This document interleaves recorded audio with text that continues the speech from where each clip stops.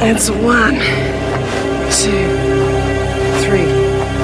4, 5, 6, 7, 8, 9, 10, 11, 12.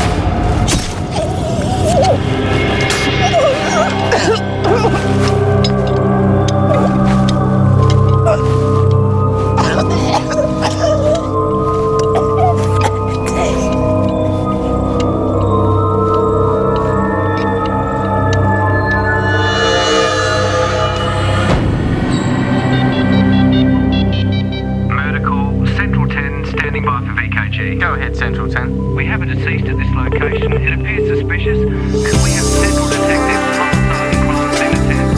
Central 10, copy that.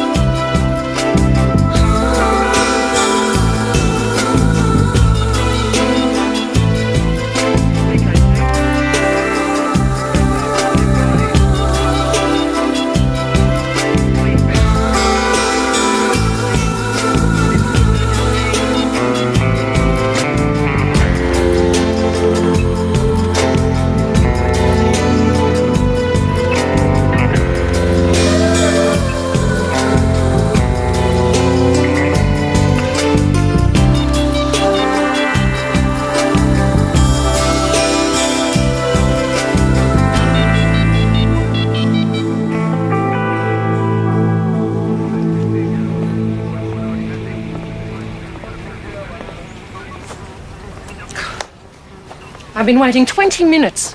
What's the hold-up? I don't know. I have to wait for Lance to work at his leisure, but woe betide me or anyone else who holds him up. It's not right. Procedure, love. He's supposed to expedite procedure, not retard it. Morning. Morning. What's the story? Her name's Elva McAvoy. She was a sports mistress here. Who found the body? School principal. I see. Looks like she was working out when it happened. It's possible she didn't even know what hit her. Yeah, a lot of blood. What does Fisk have to say? Well, he hasn't started yet. And he's been talking with the principal and Malcolm ever since we got here. I still haven't examined the body. The front and rear gates are the most likely points of entry. We're checking the school perimeter. I assume you're canvassing nearby residents. Of course. And potential getaway vehicles. We're collating any reports of stolen cars from the area, yes. Well done, Inspector. Thank you. You were assuming that the culprit came from outside the school. Oh, you're not? Our crime scene officer doesn't assume anything. We consider all evidence independently before forming an hypothesis. You're obfuscating. No, I'm just not ruling out the possibility that it was an inside job. Don't be ridiculous, Lancelot. Lancelot? Yes. Detectives Hayden and Vance, Constable Suzerain, Dr. Imogen Soames. May I present my sister? Dr. Lois Fisk. I'm the principal of Greenfields. You Lance's sister. That's correct. Elder sister Imogen. Eldest sister, Lancelot. Yes, I stand corrected, and thank you very much for reminding me, Lois. Imogen, humble apologies. As I'm sure you're aware, I have conflict of interest here. I have hand-picked replacement. He'll be here shortly.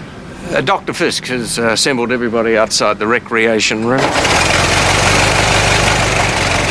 Not everyone, it would appear. Benny Lippman, he's our groundsman. I told him to stop his duties. I'll get him if you want to start with the others. Yeah. Our recreation room's this way.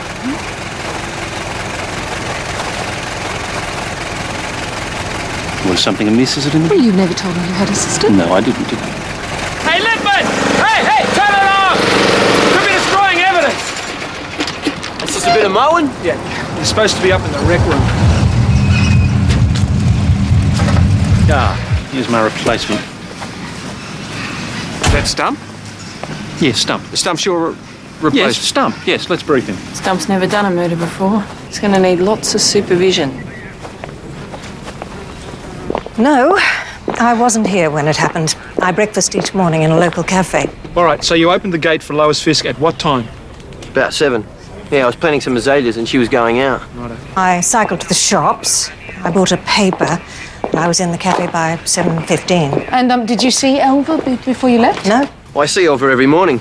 She comes down the fields for a workout at 8. I arrived back at the school at 8:30.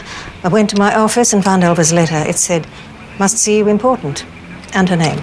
The last time I saw Elva, she was about there where they are now. And she was heading off to the main building. And that was about 8 o'clock. Yeah, more or less. All right, now this pitchfork embedded in her neck, is that yours? That's not mine. That's property of the Grenfells Ladies' College. I left that in the garden. Somebody must have thieved it. Honest, and they've thieved my gloves as well. Okay. All right, up to the rec room, let's go. We're assembled in the recreation room. Make your way there, please. But Dr. Fisk, I'm sorry, Holly. I'm afraid your call will have to wait. Holly Ronan. She's one of our boarders. This could affect our numbers very badly. I'm sorry. That was unfeeling. Elva was an excellent teacher. Do you know what it was that she wanted to speak to you about? I'm afraid not. That's why I went looking for her. And what time did you find her? 8:51. I see that attention to detail runs in your family. Only the women, my dear. Only the women.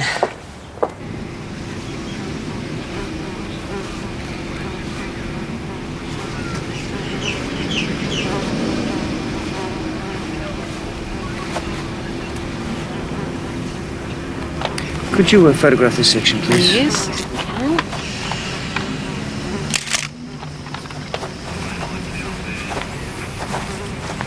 I understand that Edward Stump's been a crime scene officer, 2 years? No, 3. And I believe he hasn't done a murder before. Well, no, it's not that he's not keen, just the cards haven't fallen for him. This will be a very good experience for him. And fortunately for him, you'll be able to supervise his every move. Yes. Yes, absolutely. Well done, Stump. Splendid work. Doing well. That handle, have you got that? Yes. Terrific. Our mathematics master, Simon Moses. Homicide. This is my first brush with the law. Cecily Waterman. I'm one of the language teachers. Benny Lipman, our groundsman, is coming, and of course you met Holly Ronan earlier. And there was no one else in the school this morning? No, the other staff aren't due back for 2 days. Mr. Lipman, good of you to join us. Well, we will need to speak to each of you, but if you could all just wait here for the moment, please. Dr. Fisk. May I ask you all not to discuss this case before you're interviewed, please? Just like being outside the headmaster's office, eh? No talking. This note Elva left under your door says it was important. Elva was inclined to dramatise the mundane. What do you mean by that? Elva responded to life emotionally rather than intellectually. Trivial things often upset her. Then the reason she wanted to see you may not have been important at all. I can comment on Elva's character because I've observed it. I cannot comment on a matter about which I have absolutely no information. It would be pure conjecture. When did you last see Elva McAvoy alive? Yesterday evening. I was leaving for home. And what was she doing? She was on her way to her room. She was going to watch a television program I'd taped for her. She boarded here at Greenfields, obviously. That's right. All my teachers do. Dr. Fisk, the cafe where you had breakfast, what was it called? Eating rolls. I had to help Miss McAvoy clean the gym all yesterday afternoon. Holly, how did you get on with Miss McAvoy? Well, can I say? I mean, she's dead. Yeah, no, it's fine. Well, she was being a real bitch. I mean, I'd only just got here and she had me cleaning. She was really brassed off about something. Do you know what it was? No. But then later on in the dorm at night, she was like suddenly my best friend or something, all over me. Really weird. You're from the country, are you, Holly? Yeah. On a property, or are you a townie? 2,000 acres. It's a beautiful country. Yeah, I'll bet. Why aren't you still there? You've still got 4 days before school starts. Mum and Dad were coming down to the city. They gave me a lift. Was it your parents you were trying to call earlier today? Yeah. Yeah, and just one more thing. Can you tell us your movements this morning, please? Got up early, just after 7. Breakfast isn't until 8, so I went out and practiced some netball shots. And, Holly, did you see anyone at all?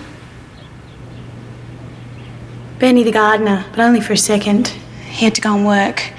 You know, he's the only one around here that says good morning.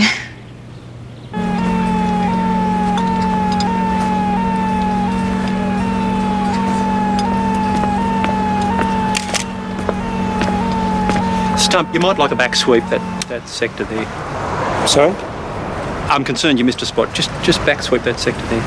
I have swept it twice, sir. Stump, I'm trying to offer you the fruits of my experience. There's no need to be defensive. I'm not being defensive, sir. I'm relieved. Just back sweep the area, would you?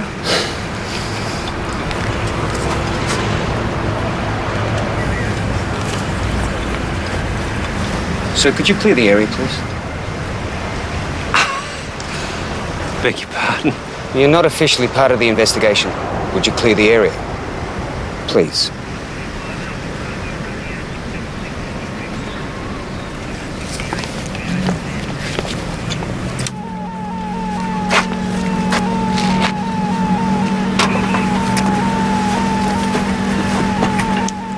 You'd have done the same thing. Guess I wouldn't have been so bloody pompous about it, though. Constable, could you photograph this, please? Yeah, sure.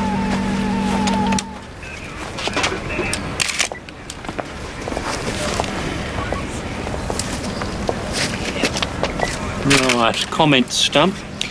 The cloth used for cleaning spectacles. Good start. No sign of moisture or dew, probably dropped this morning. Yes, I'd agree with that. By the murderer? It's a possibility. Now, who amongst our suspects wears glasses?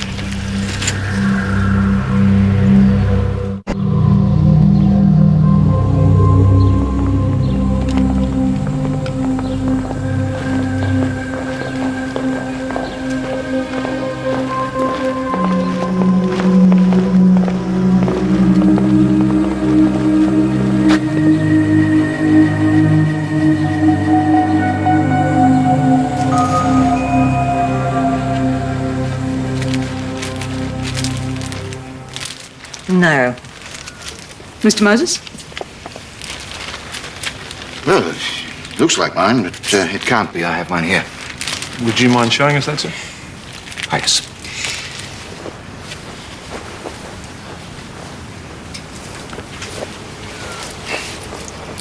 Well, I suppose it must be mine. Would you come inside, please, sir?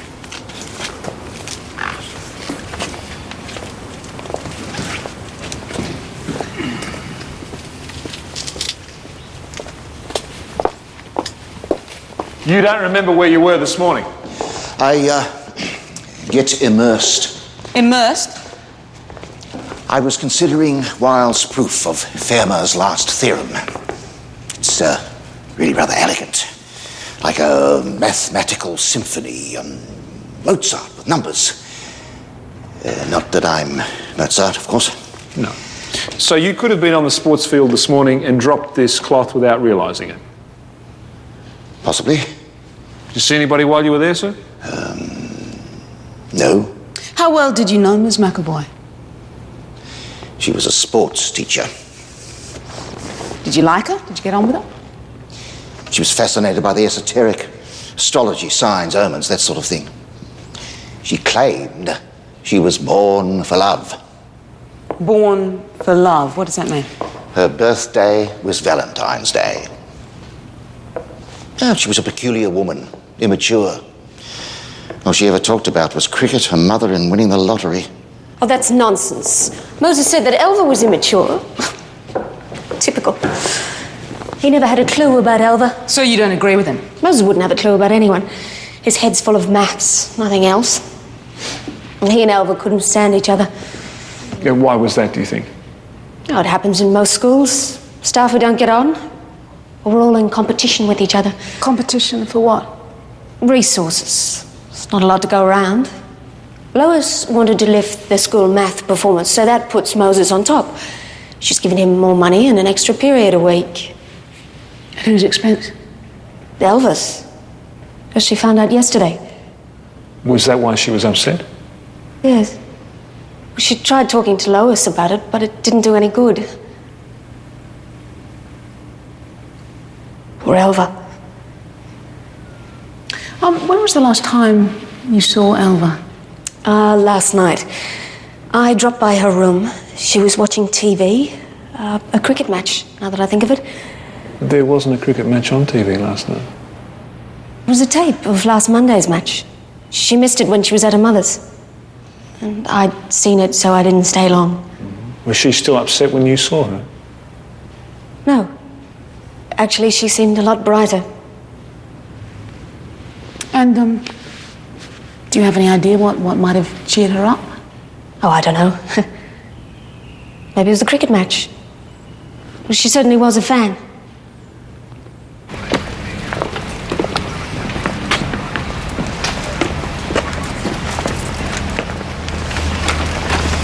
Somerset Maugham, wasn't it, who remarked that dying was a dull, dreary affair? He also advised one not to have anything to do with it. Indeed. This is all very upsetting, Lancelot. Yes, well, I agree. Rubbish, you find it stimulating. Well, only since puberty. I don't believe one of my staff is a murderer. Well, maybe it's the student. Holly Ronan wouldn't have the spine for it. Well, Stump says there is no evidence of an intruder, and I agree. It's 1 of 5. Including me. I wish you were leading this. It would make no difference. I couldn't protect you. Surely you don't doubt my innocence. No, of course I don't. Of course. I don't suppose you play the clarinet anymore? No, I don't play the clarinet You're anymore. wasting yourself. I know you think that, but I don't think that. You are. You're capable of much. You know, Lois, you used to be far less egalitarian. Dr. Fisk. I just wanted to say goodbye. It's been very, illuminating meeting you. Thank you, my dear. Well, Lance. Imogen? You'd be much better off with a woman. Less self-absorbed. She'd have a PhD. Why don't you ask her out?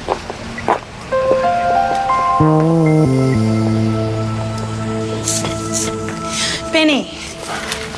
Hi. Hi. I was just wondering if you were... Didn't say anything. Oh, good. Neither did I. His relationships. Was she Let it go. involved with anyone? No, she didn't date. What? No one? Elva never had anything to do with men. Was that her choice? Oh, I think so. But Elva didn't talk about herself very much. She was a private kind of person. I always felt she was holding something back. Any idea what that might have been? I only know playground gossip. And if you listen to that, well, Elva was a lesbian one day and a tramp the next. Hardly sounds like someone who was born to love, does it? Sorry, Moses says she checked her love signs every week. She did. That's what's weird. I'm sure Elva wanted the right man to come along, but she never did anything to make it happen. I could never figure it out. This is the dormitory. Your people are in Elva's room, number 6. Thank you. Thanks. The tape that was in the video player, diaries, a notebook, and this. I found it in her wallet. Professional Partners Dating Agency. Look on the back. 192 14 722. Any idea what they are, Stump? No. Well, it could be anything, couldn't it? PIN number, bank account. Excuse me. That sequence, was it 192, 14, 7, 22 or 32? What are you doing here, Mr. Moses? Well, I was on my way to the kitchen. I have a weakness for cream buns. It was 22, wasn't it? You have a very good memory, Mr. Moses. Only for numbers. Excuse me, do you have any idea, what that sequence might mean? If I think of anything, you'll be the first to know. Thanks.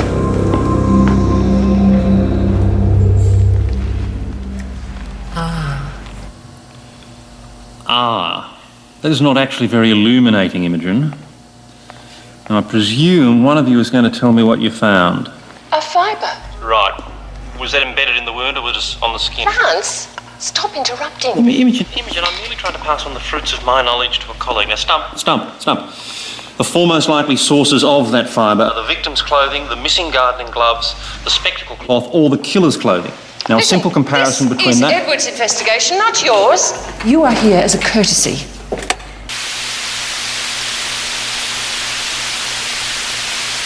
What have you come up with? The gardener's fingerprints are on the murder weapon, but that's to be expected. Any other prints? No. The numbers on the back of the business card. Might I make a suggestion? Please do. Could there be something to do with the dating agency? Perhaps identification numbers of men the victim might have met? I'll check. I've got a meeting with that agency later. Okay, technically she died of asphyxiation. The prongs of the fork punctured the carotid artery and then the larynx. The airways filled up with blood, hence the spotted or leopard appearance of the lungs.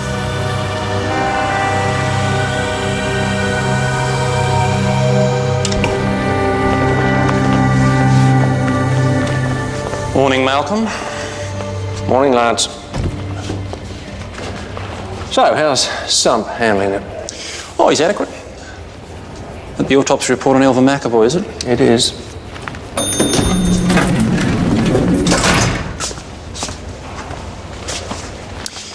How's the wife?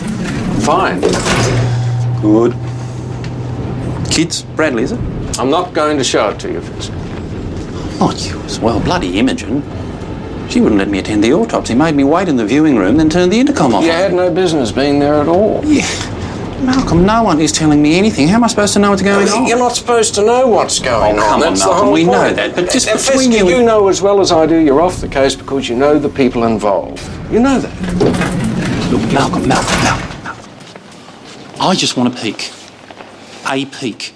All right? A soupçon of information. That's all I want. My friend.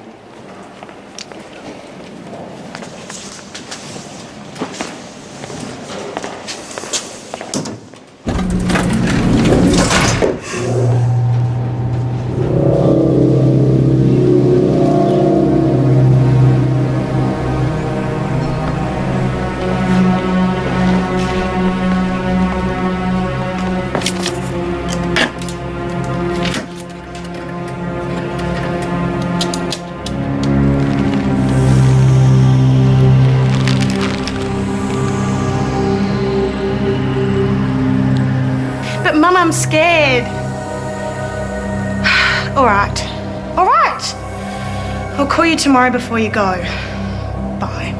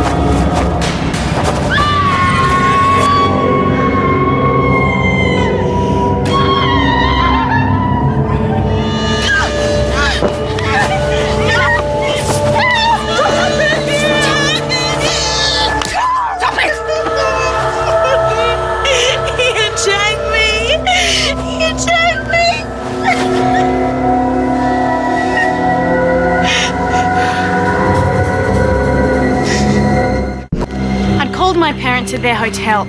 I left their number behind, so I was going back to get it. I just passed by the chapel and someone tackled me from behind. Did you see who it was? I just was on the ground kicking and screaming and he ran away. Are you sure it was a he? Well, I just said he, I'm not sure. Well, you're lucky Ms. Waterman got here so quickly. I didn't do anything. Now, by the time I'd got here, they'd gone. You didn't see the attacker either? No. I was coming from the sports field, so whoever it was must have gone up that way. That way? Thank you. Where were you, Mr. Moses? I was near the library. I remember I was studying your numerical sequence. Then the scream interrupted me. Were you alone, Mr. Moses? Yes. And I think I've had some inspiration. You'll notice that the first, third, and fifth numerals of the sequence are primes. So?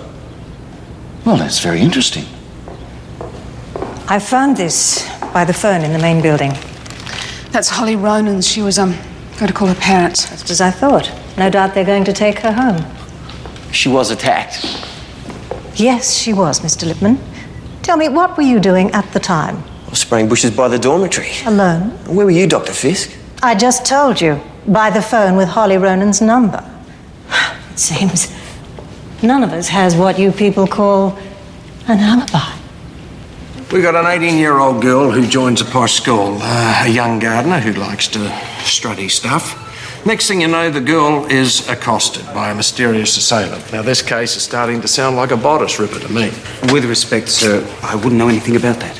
The attack stump, what evidence did you find? I found no evidence, sir. Always physical evidence, Stump. You must have missed it. I made a thorough examination of the area, sir. I found nothing. There is no evidence to suggest a struggle took place. What, so are you saying that Holly wasn't attacked? No, I just can't find any evidence to suggest that she was. Well, if she wasn't attacked, why would she say that she was? What would her motive be? I'm trained to interpret physical evidence, not psychology. Okay. Now, this girl hates the city. She's lonely? Yeah. Murder must have been a hell of a shock. She could be seeking attention. Maybe. But she was with the victim the night before the murder, right? What if she found out something important and didn't realise it? In that case, she's still in danger. Oh, yeah. What have you got, Squire? Victim's financial records and her dating agency tape. Come on. I love kids. That's why I became a school teacher. And I'd love to have kids one day with the right guy. I just hope that he's watching this videotape. I'm waiting for you. Oh, no, that's a bit sad and desperate. She had one response from one guy, but the address the agency gave is not valid anymore, so it's disappeared. What's on the other tape? Ah, yes. Dee, you want to throw that in? Yeah, just putting it in.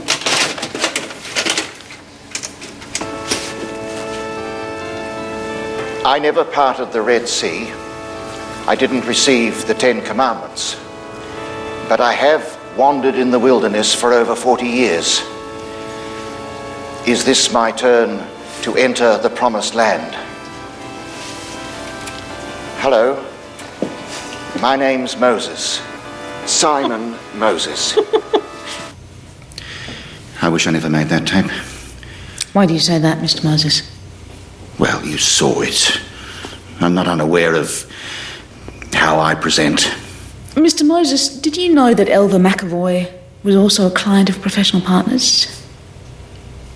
No, I didn't. So she didn't respond to your tape? Lord, no. Oh, I hope she never saw it. Sir, Elva McAvoy is dead. Your spectacle cloth was found near her body. You don't have an alibi, and you are both clients of the same dating agency.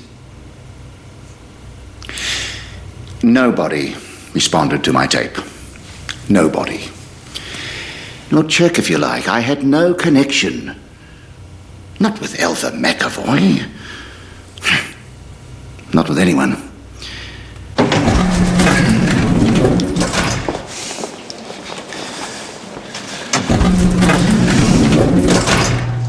Ah, you're Lois's Dr. Fisk's brother, aren't you?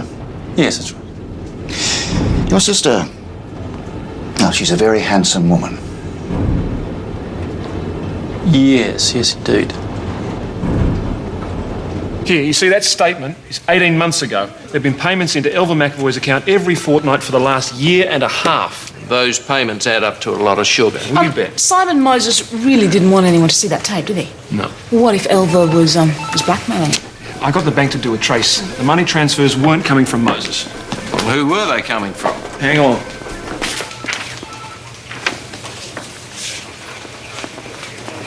Lois Fisk.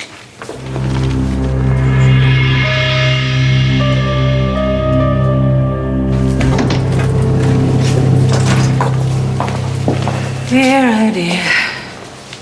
Lois. Your building's Art Deco, Lancelot. Yes, well, one adjusts. What are you doing here?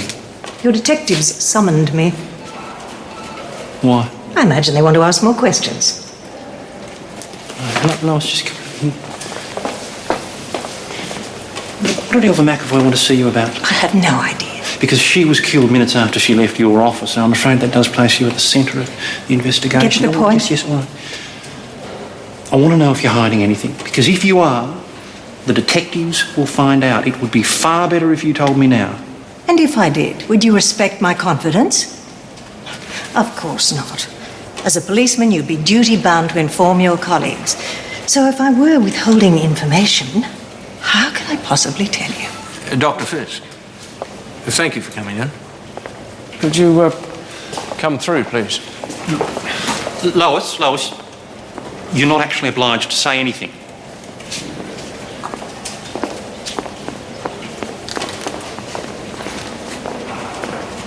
Dr. Fisk, I'll ask you again. Was Elva McAvoy blackmailing you, ma'am? No. No, then why were you paying money into her account for the last 18 months, Dr. Fisk? I promised her I'd never discuss this with anyone. Well, she's dead now, Dr. Fisk.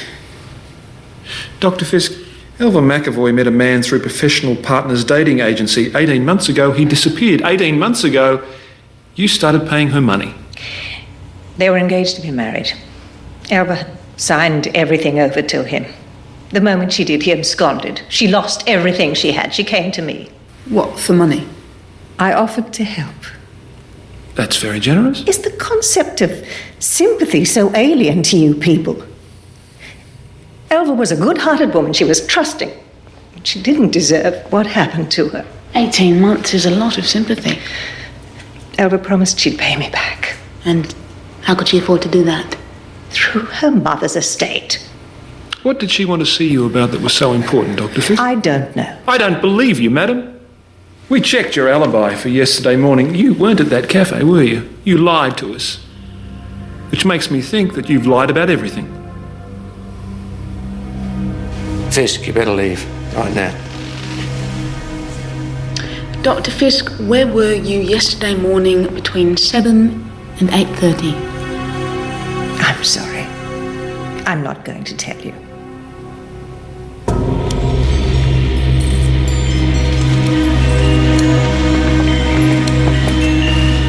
Holly! Hey, they said you were leaving. Yeah, my parents are coming for me When? this afternoon. I guess everything worked out all right for you. I gotta get this stuff to the library. I'll see you off when you go. Yeah, promise? Sure. That Elva McAvoy's notebook you're examining there, Stump?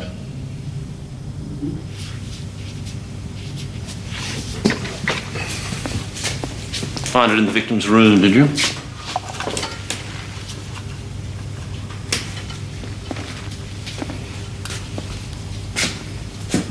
Now, look. There. Columns. Mounts bet. Mounts won and lost. It's a gambler's record book, Stump. Now, what could we assume from that? Elva McAvoy had a gambling habit, possibly. She was doing very badly at the track by the looks of it. Sir, you're missing the point. I am. What would the point be, Stump? The note Elva left my sister, yes? Well, compare the handwriting, sir. They're different. Stump, you're a genius. Yes, that's definitely Elva's writing. And this? It's different. That's not her writing. No. But this book was found in her room. Dr. Fisk, whose writing is it?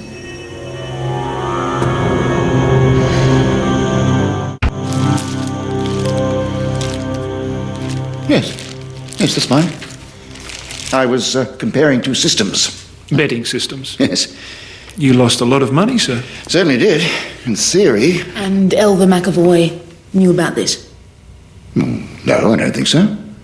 Well, we found the book in her room, Mr. Moses.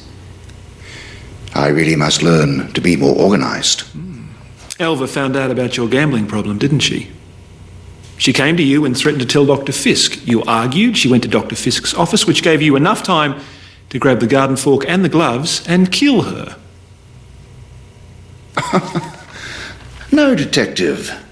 Very interesting construction, but it wasn't like that at all. This was an exercise in probability, pure theory. Well, I never wagered any money on it. Well, if you don't believe me, speak to my accountant. Yes? All right, sir. Thank you very much for your time. Bye-bye. The accountant confirms that Moses isn't a gambler. His finances are entirely regular. Okay.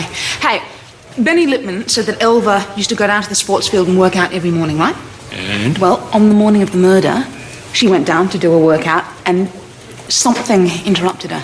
Something that made her urgently seek out Lois Fisk. Yeah.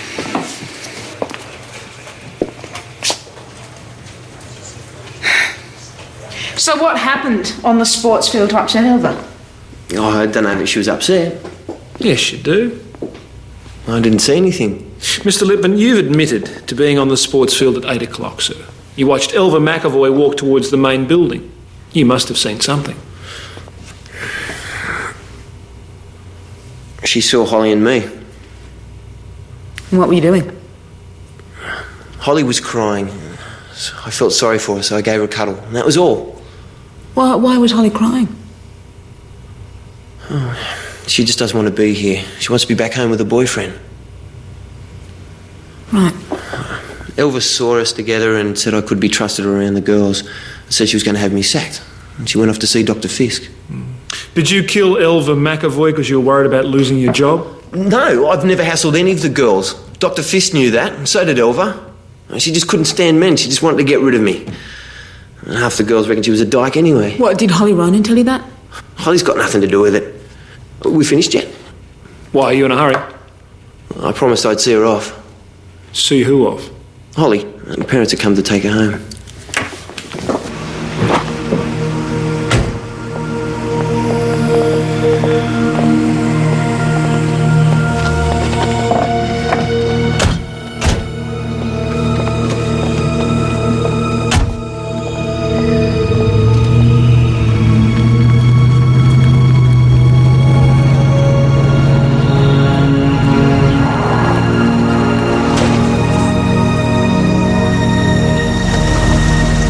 I'm sorry, she's already gone. And when did she leave, Dr. Fisk? About 20 minutes ago. Holly Ronan is still a suspect, Dr. Fisk. Why did you let her go? Holly had been attacked. Her parents feared for her life. They insisted that they take her home, and I agreed. Do you have evidence linking her to the murder? No, we don't. Then isn't she free to go? Yes, she is, but I don't believe that Holly was attacked. There's no evidence of it. I think that she lied so that her parents would take her home. Why? Well, there are two possibilities. Everything that she loved is back there, isn't it? Her boyfriend, her family. I don't think she wanted to be here at all. Maybe she just saw it as a chance to get out. That's one possibility, and then there's the other possibility. You mean she was removing herself from the scene of the crime? You can't seriously believe Holly Ronan is a murderer. She's just a child. No wonder she seemed so happy when she left. Like all her birthdays had come at once. Like all her birthdays had come at once. All her birthdays had come at once. Her birthday was Valentine's Day. She was going to watch a television program I'd taped for her. I'd seen it, so I didn't stay long. Oh, it could be anything, couldn't it? PIN number, bank account.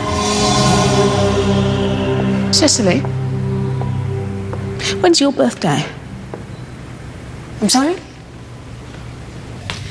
Elva McAvoy's birthday was on Valentine's Day. That's the 14th of the 2nd. Now, Cecily Waterman's birthday was the 22nd of the 7th. Then the missing birthday is either the 1st of September or the 9th of January. Yep. 1st of September is my sister's birthday.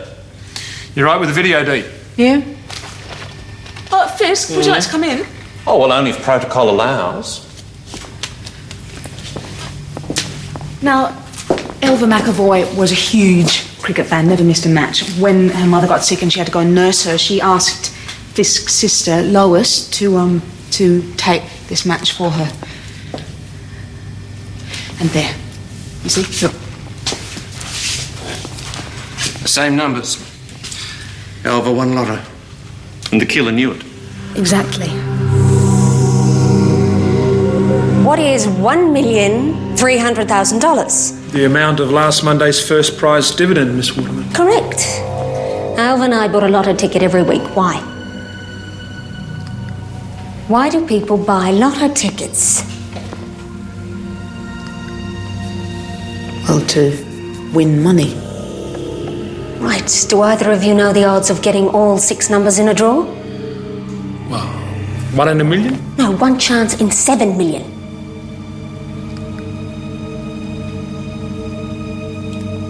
That's how I have to perform every day in front of class. You two had all the answers and it was still hard work. Can you imagine how much harder it is doing it day in, day out in front of 20 students who have no idea?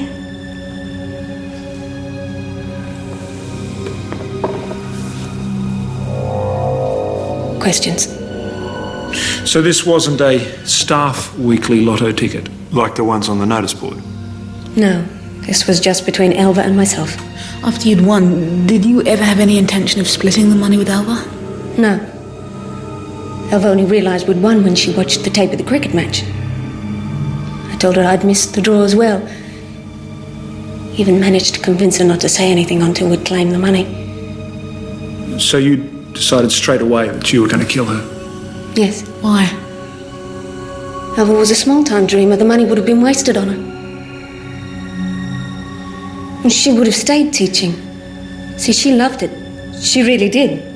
But I had to get out. I couldn't stand it any longer. Teaching. I'd rather have cancer.